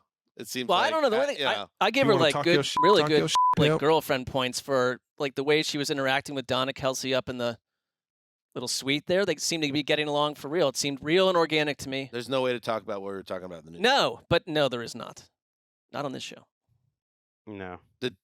I'm looking at some footage of her and Travis leaving with like the Chiefs jacket wrapped around her waist and stuff. Let I me mean, it's ask this one question, Mark. Answer this one question, then we'll move on. Yeah. Are they both having a light dinner tonight? I'd say certainly. Yes, I believe it. Let's move on. For the first time, are they having a light dinner? Absolutely not, in my mind. On 2nd down and goal now from the 5. Let's leave it there. Play fake. Gino's going to throw back of the end zone, reaching up, making the catch. Is it a touchdown? Agree to disagree. It is a Do disagree. touchdown, Seahawks. We're still waiting. Yes, touchdown, Bobo. Seahawks. Jake Bobo, a high throw, back line of the end zone. It took the official forever. Yeah, throw that official under the bus. I love it. Who said that cool names are gone? Who said there were no more cool names? Jake Bobo. Yeah, baby. Steve Rabel with the call. K-I-R-O. The Seahawks were back at it on offense after a tough week 1, big week 2, and now a big week 3. They rushed for 146 yards on the ground. Geno Smith throws a touchdown, throws for nearly 300. And the Seahawks roll 37-27 over the Panthers. Greg, 10-point final. This was a pretty close game throughout with Andy Dalton starting for the rookie. Yeah, and Andy Dalton, I think, gave them a much better chance to win. He played well. It just proves the infinite wisdom of the Dalton scale. I think the Dalton scale still exists. I think Andy Dalton is still the perfect person for the Dalton line in 2023 because you throw him in there in a terrible situation where he has no running game and he's under pressure, and he kept them in it for like 3.5 quarters only because he could deliver under pressure. I think the numbers were crazy. It was something like 70% of plays he was pressured on, and their offensive line is terrible. And the Seahawks, who I don't think of as like a rugged team, dominated both lines. Ken Walker and Charbonnet end up running through this Panthers defense, who had a lot of injuries, and the Seahawks defensive line, as I mentioned, got after Dalton despite him putting up 361-2, and the Seahawks move on with a win they better have gotten. Is there any world where like maybe you keep Dalton in there for a while, or is it like, no matter what, we just need Bryce point? Young to? I mean, I think it's the latter, but it's just like. But why would you? Don't you want the rookie to develop? Oh, I do, but I think they seem more competent. I don't know. Yeah, so Thielen goes 11 for 145 and a touchdown. DJ Chark had 4 for 86, including a beautiful throw by Dalton. Dalton really played quite well in this game under the circumstances. I would say he outplayed Geno, I guess, for most of it. Geno had a couple turnover-worthy plays early that he got away with, did have one interception, and then he played really well in the second half, and they steamrolled. The injuries on both sides are, though, just outrageous. I know we probably say this every year, but it really feels like more injuries this year. Both of these teams are missing like 8 or 9 guys, but here's who went out for Carolina just during this game. C.J. Henderson, who had replaced J.C. Horn. Frankie Louvu, who's been maybe their best player this year. Xavier Woods, starting safety. Jonathan Mingo had concussion at receiver. The Seahawks, at one point, lost the 4th of their 5th starting offensive linemen. So they're playing without 3 starters. They actually got him back later in the game, and Jaron Reed played well, and Metcalf. And I'm encouraged that they have a running game. Ken Walker, some of the moves, when you see it, like, he's a boomer bust runner. He's the definition of it. But my God, the booms are outrageous. He had about 4 runs in this game that took my breath away. I like Charbonnet too. And Mark, Mark and Greg. Yeah. Zach Charbonnet, what he did to Sam Franklin. That was on the goal line. I'm sure if you want to get a detailed, multiple angle look at it, I have a good feeling without consulting with the talent or the producers that is the angry run of Good Morning Football. Oh, okay. Monday telecast. Yeah. That poor man, Sam Franklin, got thrown 5 yards near the goal line. Like, you don't come back from that. That's kind of it now. I need to see the replay he has again to retire. because I feel that's like the rule. I feel like he got up so quickly. I hadn't heard of him either. I think he's like the backup to the He backup. He's a backup. Well, he was. Just looking he at, was. Yeah, he's not his career around now anymore. Has been completed. I think he's gone. Yep. Remember in the old video games where the bad guy would die and then he would just like disappear? Sure. That's what happened to poor Sam Franklin. It's unfair because Ego. I think I got to watch it again, but I think he might have done the thing where he popped up and pretended to try to celebrate, almost to throw the people off the set, because it wasn't a touchdown. He did go out at like the 1 yard line, so he was like, "Yeah, I stopped you." But Roberts and Chavez are all over this. We're going to watch us on YouTube if you haven't seen it. Charbonnet the other. This is not fair. And this is what you're talking about. Watch the finish. No. Oh. Jesus Christ. Give me a little Jonathan Miller. Jesus Christ. Oh my God. He went, not an exaggeration. It's also like it's he lands on his left leg, and that it almost propels him even farther away from the scene. That's Sam Franklin's probably the greatest high school athlete that ever graced his particular school. Right. And he was just thrown 7 yards, and then evaporated. Not a high point. Toughie. Anything else? I mean, this, was a courageous lock that Gino came through for me in the clutch. We see what you're doing. Thanks, Gino. Good job. Nice job by you. All right. One more game. It's Sunday Night Football. Can he run over 10 yards? His chunk. Now this fake. Bootleg left. Goes for the end zone. Touchdown, Steelers. Pat Fryermuth, his second of the year. And Kenny Pickett feels it. Sweet move. That's what it is right there. What a great job. I'm telling you what, that's a great corner route by the Muth. Oh. The Muth. Bill Hillgrove with the call WVE. Beautiful drive there, led by Kenny Pickett. The clinching score for the Pittsburgh Steelers, who withstand a late comeback attempt by the Raiders in a 23-18 win in Vegas. In a game attended, forget about Taylor Swift, Carrie Underwood was in the truck at NBC watching her own Sunday Night Football theme and like bobbing her head. Well, a bona fide star, but don't even forget about Taylor Swift. You know who I want to forget about? And we're going to talk about the Steelers. Josh McDaniels. Oh. I can't do it. I mean, and I imagine how Raiders fans feel. What are we doing? Like, what are we trying to do here? Okay, it's 23-7, and they score a touchdown. They get a 2-point conversion. It's 23-15. It's an 8-point game. They get stopped, around the 25 or so, Greggy, and they bring out the field goal team, and then they kick the field goal, but wait, there's a penalty, leverage, kind of a soft call, but whatever. Absurd call. I didn't agree with the first decision to send out Daniel Carlson. First one was crazy. 4th and 6. You're down by 8. It's in the second half of the fourth quarter. 3:15 to go. They then get down inside the 10-yard line. It's 4th and 4. You're down 8. 4 yards. 6 plus 2 equals 8. And you kick a field goal because you're so confident all of a sudden in your defense to get a stop and get the ball back, which of course they don't, because the football gods are like, up your nose with a rubber hose. I mean, Josh McDaniels, it boggles the mind. Like, this is an offensive guru who has like 400 Super Bowl rings. I'm surprised we didn't choose Daniel Carlson's 26-yard field goal as the highlight. It's a disgrace. That's Josh McDaniels' favorite play. It's so insane. Like, make a monument to cutting the lead to 5, Josh McDaniels, because in the world that you're this confident that the 2023 Raiders are going to get a 3-and-out. Like, you're making that bet. You're saying the only way we win this game is we're definitely getting a 3-and-out, and then we're definitely getting down the field past the 8-yard line where it would be easier to score a touchdown. We're definitely got to do all that in 2.5 minutes. The only way that even makes any sense is the same world where you can be confident in that same defense to get a 3-and-out on the Steelers inside the 10-yard line and give yourself a chance to make another touchdown. What's happening? This is like under Josh McDaniels, the Raiders are an identity-free offense beyond Devontae Adams, where other coaches around the league have gotten more aggressive. This is how he approaches the end of the game. We watched this in a different place. I was sitting there baffled by this. Like, what are we doing? Because what it suggests, number one, that you're going to get out of a second drive without a Jimmy G interception or turnover. He leads the league in picks.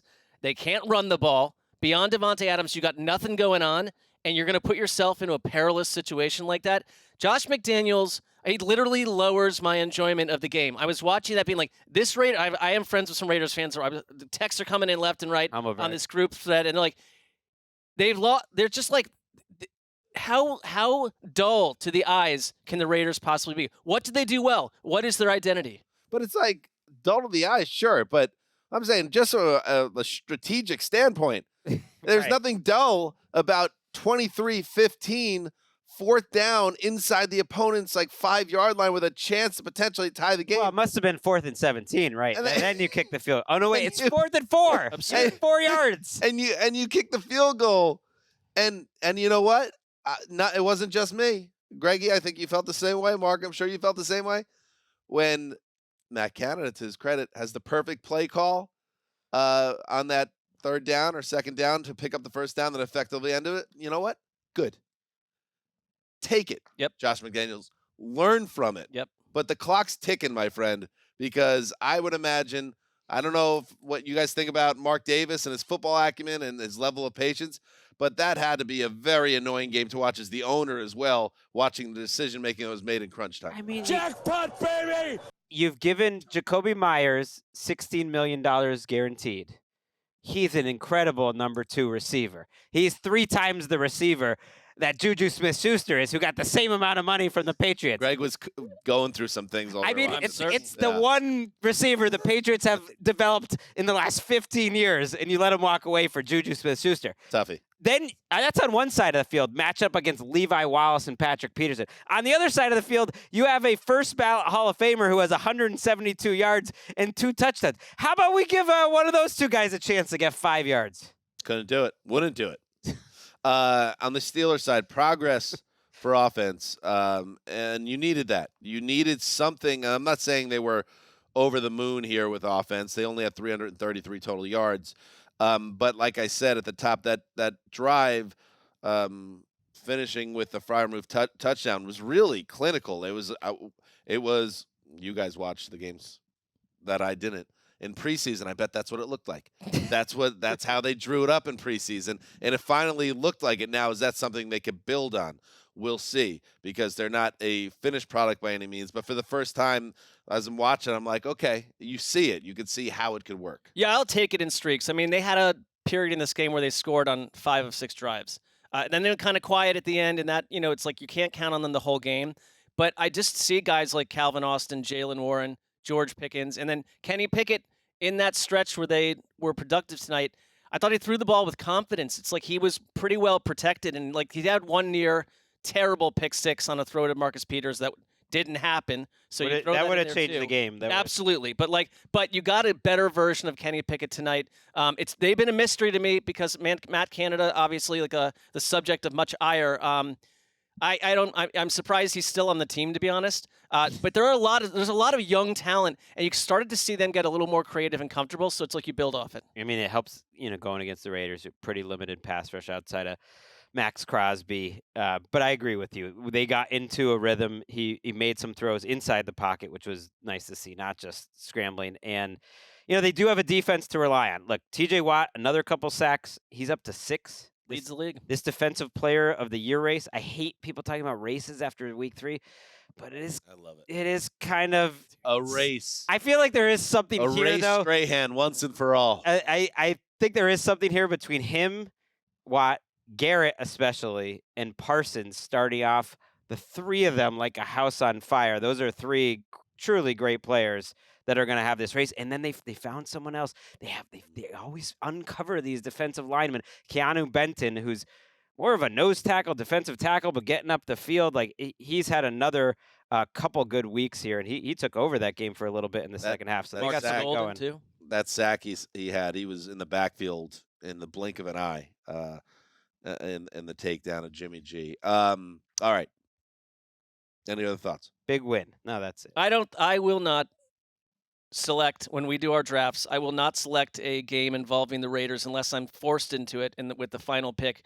Again this season, I cannot I have to do Well, it this out is- of well, this protecting isn't- self. Well, this is a primetime game, and they have, I think, 4 more, Mark. So you can't. That's That's beyond generous. the pale. Why on earth were they given 4 of these games? I mean, I know why it's the Raiders. By the way, you're in Las Vegas in your shiny new stadium. You guys didn't have sound where you were. Like, it was essentially 3 rivers. It was terrible I had towers sound. left and right. I had the AirPods. Yeah, we put the Oh. AirPods in. Yeah. Well, I don't have AirPods. in they- my apartment, We in the film room, which by the way, I got off a joke that got Steve Smith howling with laughter. Well, that's why you go And then I in just, that place. I just know. turned back to Greg, the row behind me, and just bang, gave him a thumbs up. Ice up, son. Ice up. That's why you're in the film room, to get that type of reaction from a Hall of Famer. From Steve Smith. And yes, the sound wasn't on in there, and there's like 14 guys sitting in there just listening, watching a screen with no sound, and my mind was blown that everyone was just sitting in there in total silence. Well, that was my reaction. Well, it's a I, big- I don't have my AirPods with me. I'll bring them next week if the place is going to be non-functional. It's like I was out of there. Smart. All right. Sorry, I didn't make Steve Smith laugh with my exit or entrance, but It was a guffaw. We also got some good juju takes from him. I mean, it was fun. We did. Well, leave it there. Let him share those if he chooses to. Yes. What was the bit? I want to hear the juju stuff much more. Actually. What was my bit? It was something about nothing. A thumbs down is. Oh underrated. yeah, it just so happens that on a PI call in the end zone, the defender for the Steelers gave a thumbs down to the referee, and I said, a good thumbs down is kind of like underrated. You don't see it enough. and Smith, he went off with laughter, and I just turned back. I look at Greg, gave him the thumbs up. All right. Yeah, as you should. I think that In life, especially as you get older, it's kind of like the little things that you take joy in, wherever you can find it. Little pockets of happiness. Good app. Good app. By the way, I was off by 1. You guys reminded me that the 18 game, games. the second year of the 18 game schedule. I thought This is the third. This is the third. This is the third. Yes.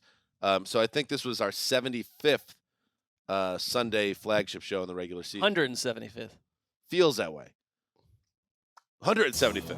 Yeah, that's because it is, according to our conversation. All right, that is when you know it's time. It's like Sunday night at 9 p.m. Give me a break. All right, see you Monday night. Heed the call.